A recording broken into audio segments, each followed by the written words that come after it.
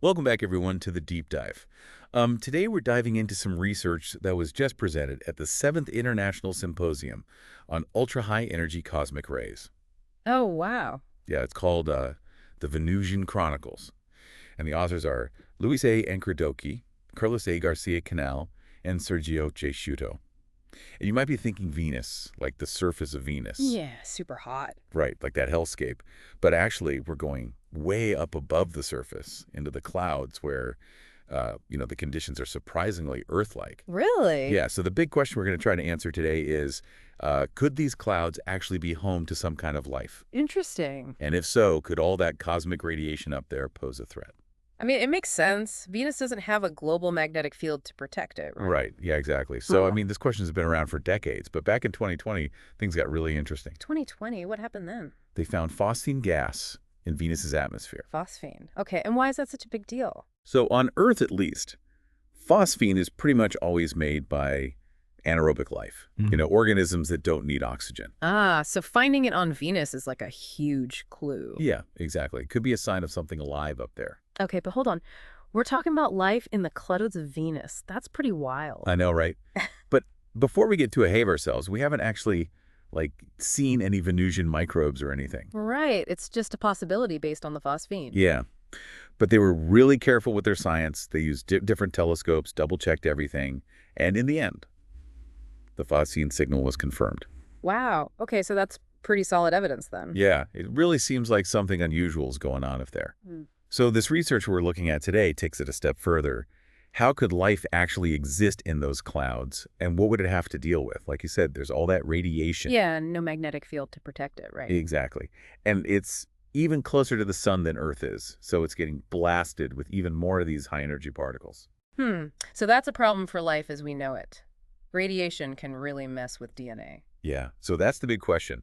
Could this radiation essentially sterilize the whole area, even if the clouds are otherwise okay for life? So how did they figure that out? Did they send a probe to Venus? Not quite.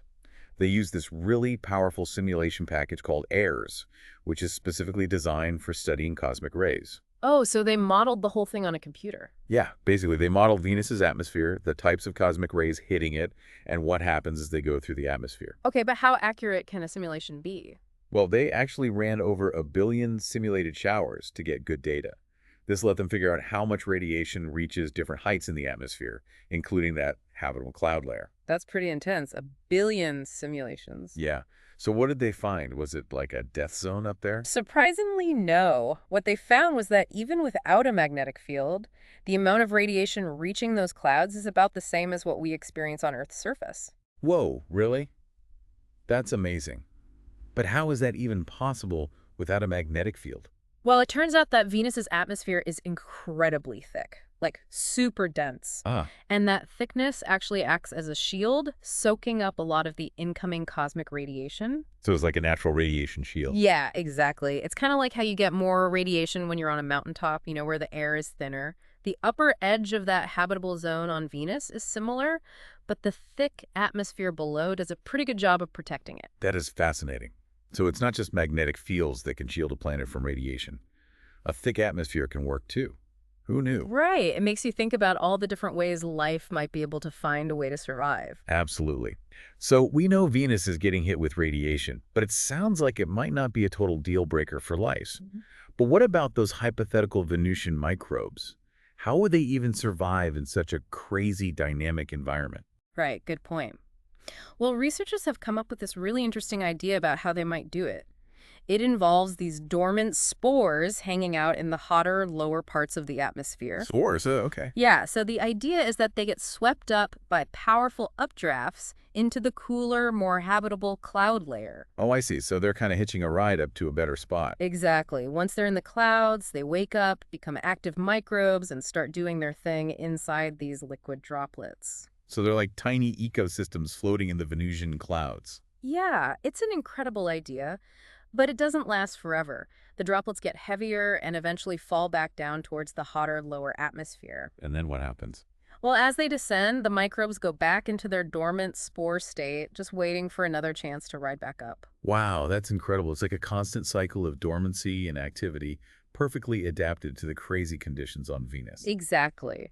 It shows how life might be able to exist in the most unexpected places and adapt to what seems like impossible challenges. It makes you wonder what else might be out there in the vastness of space. Totally.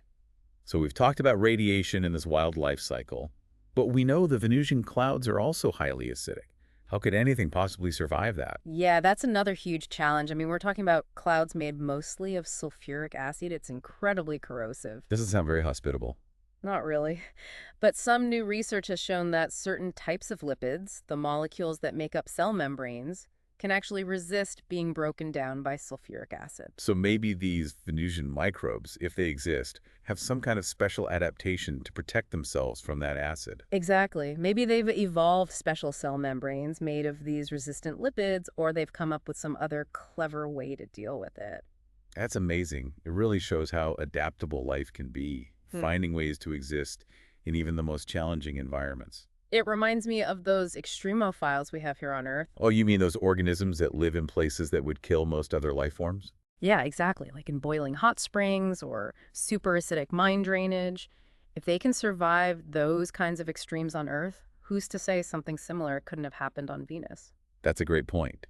The existence of extremophiles really opens up our minds to the possibilities of life beyond Earth. For sure. It makes you realize that life isn't limited to the narrow range of conditions we consider normal or comfortable. So it sounds like finding these extremophiles on Venus is going to be a key goal for upcoming missions. Absolutely. And there are some really exciting missions in the works, like the Venus Life Finder. Tell me more about that. So the Venus Life Finder is specifically designed to search for signs of life in the Venusian clouds. And what's really cool is that it's going to directly sample the atmosphere. Wow, directly. Yep, it'll have all these advanced instruments on board to analyze the composition of the clouds. They'll be looking for things like organic molecules, which are the building blocks of life as we know it. That's incredible. And this data collection will happen as the probe is descending through the atmosphere, right? Right. Yeah, so they'll get a really detailed picture of what's going on at different levels within that habitable zone. This mission could give us some truly groundbreaking insights into the potential for life in this unique environment. Absolutely. It has the potential to be a total game changer. The idea of finding evidence of life, real, living organisms in the clouds of Venus is just mind-blowing. It would completely change our understanding of how resilient and adaptable life really is. And it would have huge implications for the search for life beyond Earth. If we find it in a place as seemingly hostile as Venus, where else could it be hiding? It's a thought-provoking question for sure. But it's important to remember that right now, the presence of phosphine and the potential for life on Venus are still hypotheses. We need more evidence to confirm it. Of course, that's how science works. You make observations, come up with hypotheses, and then test them rigorously. Exactly. But the research we've discussed today gives us some really compelling reasons to keep investigating. It shows the importance of pushing the boundaries of our knowledge and exploring new frontiers. We have to keep challenging our assumptions about what life is and where it might exist. That's what drives scientific progress. The constant pursuit of understanding, unraveling the mysteries of the universe, and exploring the potential for life beyond our planet. And sometimes that pursuit leads to truly unexpected and paradigm-shifting discoveries, just like this research on Venus. It definitely makes you question everything you thought you knew about habitability. It's remarkable that a planet without a global magnetic field could still have a habitable zone in its atmosphere. Right. And it shows that we can't just focus on one factor, like a presence or absence of a magnetic field, when we're trying to figure out if a planet could support life. It's all about looking at the bigger picture. You have to consider things like the atmosphere, the pressure, the temperature, and the radiation levels. Exactly. It's a complex interplay of factors. And this research just underscores how important it is to keep exploring and researching. We can't just stay within the confines of our own planet. We have to venture out and see what other kinds of environments are out there. We need to keep an open mind about the possibilities for life. We might find it in forms and locations we never even imagined. The Venus Life Finder mission is going to be a huge step in the right direction. Definitely. Getting that direct sampling of the Venusian atmosphere is going to be game-changing. It's going to provide incredible insights into the composition of the clouds, the potential for organic molecules, and of course the possibility of actual living organisms. The findings could rewrite our understanding of life's resilience and adaptability. It could make us rethink how common life might be in the universe. Imagine the implications if we discover life thriving in the sulfuric acid clouds of Venus. It would mean that life isn't limited to the narrow range of conditions we have here on Earth. It would make us reevaluate our whole approach to the search for life beyond our planet. We might start looking at planets and moons that we previously dismissed as uninhabitable. We'd have to acknowledge that life might be able to find a way to survive in even the most extreme environments. This research on Venus has really highlighted the incredible interconnectedness of different scientific fields. Absolutely. It takes a collaborative effort from astrophysicists, atmospheric scientists, microbiologists, and so many others to really understand the potential for life on Venus. It's at the intersection of these fields that the most groundbreaking discoveries are made. So as we wrap up our discussion about the Venusian clouds, I think there's one key takeaway that we should all remember. The universe is full of surprises. Definitely. Life might exist in ways and places that are completely beyond our current understanding. The search for life beyond Earth is a journey full of unknowns and challenges, but it's a journey worth taking. It's a journey that demands we remain open-minded, challenge our assumptions, and embrace the unknown. And who knows, maybe in the not-too-distant future, we'll have definitive proof that life isn't just an earthly phenomena. Maybe it's flourishing right next door, in the clouds of Venus. Until then, the search continues. Yeah. It really makes you rethink what it means for a planet to be habitable. Right. Like, just because it doesn't have a magnetic field doesn't mean it's a dead end for life. Exactly. And this research, it has huge implications beyond just Venus. It's like, if life can find a way to hang on in those clouds, Yeah, what does that say about habitability in the rest of the universe? it makes you wonder, right? I mean, there could be all sorts of planets and moons out there that we've written off as too extreme. But maybe they're not so extreme after all. Maybe life just finds a way. Right? It really forces us to broaden our perspective. So, okay, maybe radiation isn't a deal breaker on Venus, but what about those other challenges? Like, the clouds themselves are incredibly acidic. Yeah, that's a good point. How could anything survive in sulfuric acid? It's definitely a tough one. But there's been some interesting research lately on certain types of lipids. Lipids. Yeah, the molecules that make up cell membranes. Some of them seem to be resistant to sulfuric acid degradation. So you're saying these hypothetical Venusian microbes might have evolved some kind of protection against the acid. Exactly. It's possible they have these special resistant lipids in their cell membranes, or maybe they've developed some other defense mechanism that we haven't even thought of yet. It's just incredible how resilient life can be. It really finds a way, doesn't it? It's amazing. It makes me think about all those extremophiles we have here on Earth. The ones that live in, like, boiling hot springs and stuff. Yeah. Or in extremely acidic mine drainage.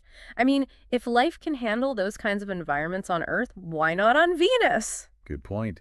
The more we learn about extremophiles, the more our understanding of life beyond Earth expands. Totally. It makes you realize that life isn't just limited to what we consider comfortable. So finding these extremophiles on Venus is going to be a top priority for future missions, right? Absolutely. And there are some very exciting missions being planned, like the Venus Life Finder. Venus Life Finder. What's that one all about? So this mission is specifically designed to search for signs of life in the Venusian clouds. And get this, it's going to directly sample the atmosphere. Direct sampling. That's a huge step. Yeah. It's going to have a whole suite of instruments to analyze the cloud composition, looking for things like organic molecules, the building blocks of life. And I'm guessing they'll be collecting this data as the probe is descending through the atmosphere. Exactly. So they'll get a really comprehensive picture of what's going on at different altitudes in that potentially habitable zone. This mission could be a game changer in terms of understanding the potential for life in such a unique environment. Oh, for sure. It has the potential to completely change our understanding of how life might exist beyond Earth. Imagine actually finding evidence of life in those clouds. Microbes thriving in sulfuric acid. It's mind-blowing. It would be a truly monumental discovery. It would tell us that life isn't limited to the conditions we find here on Earth. It would completely revolutionize our approach to searching for life beyond our planet.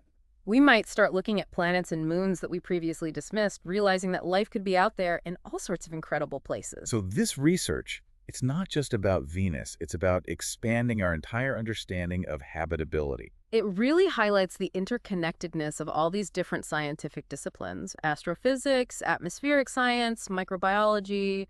It takes a collaborative effort to understand the bigger picture. And it's at the intersection of these fields that we often make the most profound discoveries. Like, Mm. we've been talking about the potential for life on Venus, but it's important to remember that we haven't actually found it yet. Right. The phosphine detection and these proposed life cycles, they're still hypotheses at this point. We need more research, more data to confirm them. Exactly. That's how science works. We observe, we hypothesize, and then we rigorously test those hypotheses. But this research gives us a strong foundation for continuing our investigation. Absolutely. It shows us that Venus is a world worth exploring, a place where we might just find something truly remarkable. Yeah, it really underscores the importance of, you know, continued exploration and research. We can't just assume we know everything about what makes a planet habitable. Absolutely. We need to keep pushing the boundaries of our knowledge, keep challenging our Right. assumptions. And venture beyond our little corner of the universe. Exactly. That's what the Venus Life Finder mission is all about. With its ability to directly sample the Venusian atmosphere, it holds so much promise. It's going to give us unprecedented insights into, well, everything, really. The composition of those clouds, whether there are any organic molecules present. Yeah. It's going to be amazing. It could completely revolutionize our understanding of how tough life can be, how adaptable it is. Imagine if we find evidence of life actually thriving in that sulfuric acid environment. I know, right? It would be a monumental discovery. It would tell us that life might not be as rare as we think. It would completely change our perspective on the search for life beyond Earth. We might start looking at places we thought were completely off limits, Uh, realizing that life could exist in ways we never even imagined. it would be a paradigm shift for sure. That this research has really opened our eyes to the incredible potential of interdisciplinary science. Absolutely. It takes experts from all these different fields, astrophysics, atmospheric science, microbiology, you name it, to tackle a question this big. It's amazing what we can accomplish when we work together. Hmm. So as we wrap up our deep dive into this fascinating research, I think the biggest takeaway is this. The universe is full of surprises. Absolutely. We're just scratching the surface of what's out there. And who knows, maybe we'll find out that we're not alone in the universe after all. Maybe life has found a way to flourish right next door, in the clouds of Venus. It's an exciting thought, isn't it? It certainly is. And that, my friends, is the deep dive for today. We'll keep you updated on any new developments in the search for life on Venus and beyond. Until then, keep exploring, keep questioning, and keep looking up.